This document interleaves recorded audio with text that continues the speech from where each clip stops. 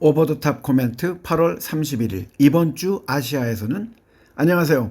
이번 주엔 말레이시아 쿠알라룸푸르에서 인도에서 관광을 간 48세 여자가 싱크홀에 빠지면서 실종이 되었고 다른 싱크홀도 50m 떨어진 곳에서 나타났고 한국에서도 자동차가 싱크홀에 빠져서 70대 여성과 운전하던 80대 남성이 다쳤고 방글라데시와 인도네시아에서는 홍수가 일본엔 태풍이 갔고 태국의 푸켓에선 산사태가 나는 기상이변이 많은 한 주였습니다.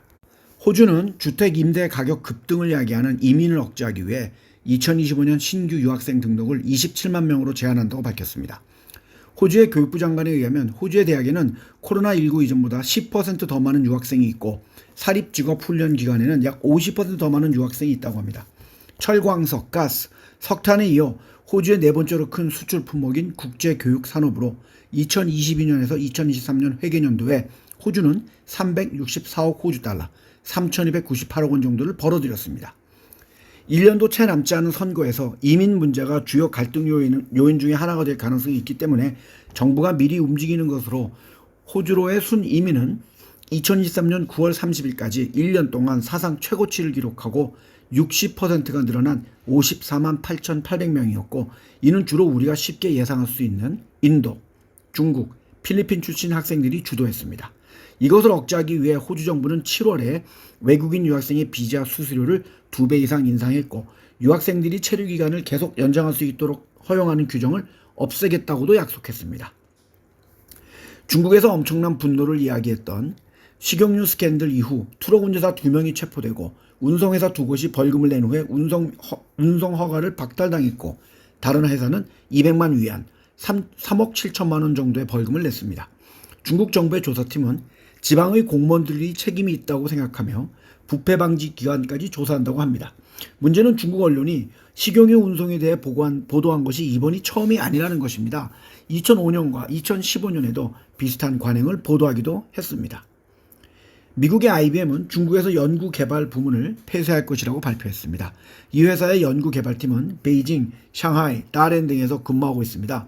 최근 미국과 중국의 진장으로 인하여 사업장의 일부를 다른 나라로 이전하는 기업들이 늘고 있습니다. 5월엔 마이크로소프트가 중국에 있는 클라우드 컴퓨팅 및 인공지능 사업부 직원 수백 명에게 중국 밖으로 전균하라고 요구하기도 했습니다.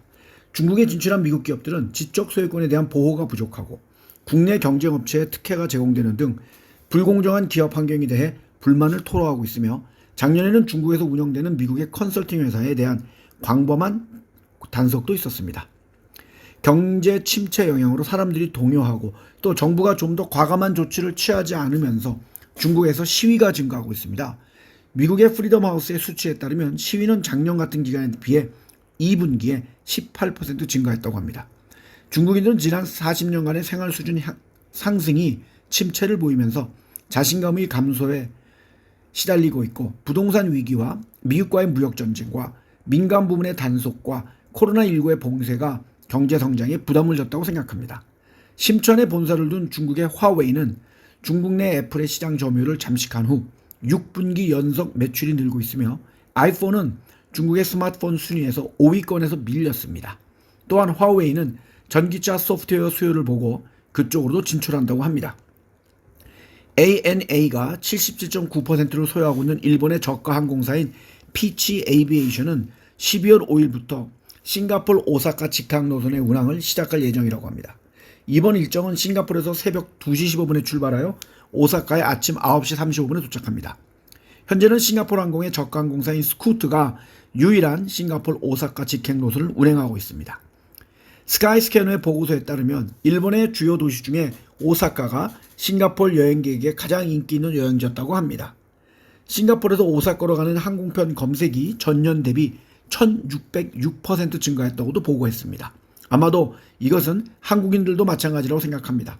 제 주변에 오사카를 안 간 사람들은 아마도 저 혼자뿐인 것 같습니다. 일본 정부는 현재 71개 비자 면제 지역 및 국가, 여기는 한국도, 싱가포르도, 호주도 포함이 됩니다.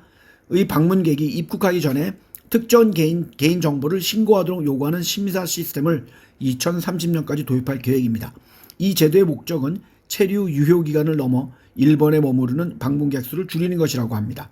코로나19가 발생하기 전인 2019년엔 약 3,190만 명이 일본을 방문했고 올해는 약 3,500만 명에 이를 것으로 예상하고 있습니다. 일반적으로 방문객은 여건에 따라 14일에서 90일 동안 일본에 체류할 수 있습니다. 이것은 미국이 테러 방지 목적으로 만든 전자여행 허가 시스템인 에스타를 모델로 한 것입니다. 아마도 제스타로 불릴 것으로 보입니다. 올해 처사가 지나면서 날씨가 약간 서늘해졌다고 이야기를 합니다. 곧 일교차가 커지면서 E3 매치는 백로가 다가옵니다. 여러분들 건강에 유의하시길 바랍니다. 감사합니다.